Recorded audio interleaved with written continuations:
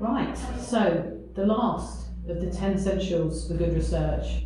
Good research is both accessible and elegant.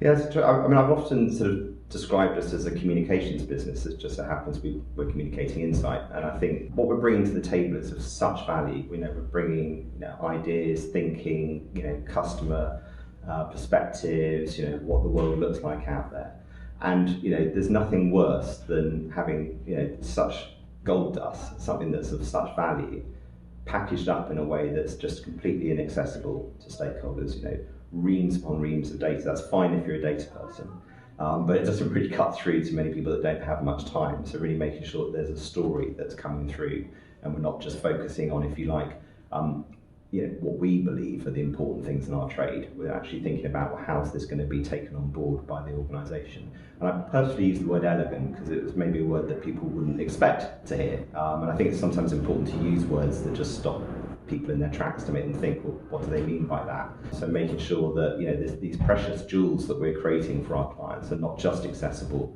but they're also things that they want to lean into, look towards, pick up and take on board.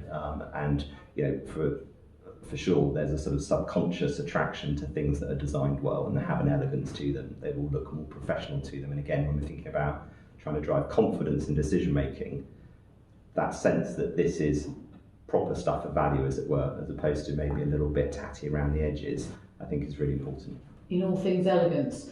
I want to go back to what you were saying about communication styles, because you have focused a lot on that in our business.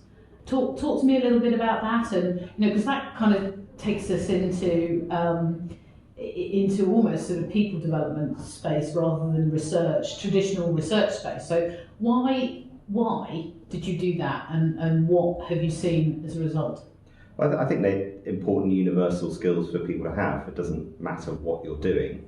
The ability to communicate, the ability to think about actually how do I get my message across, how to structure it, how to make sure, we love a framework, how to make sure we're packaging that information up in a way that actually helps to drive action, helps to drive the next thing that needs to happen, helps people see it for themselves.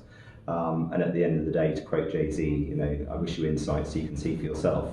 Being able to actually capture that and communicate and get it across in a way where people actually feel that almost they've created the insight themselves. If only I had a pound for every time you've quoted an R&B star in your debriefs.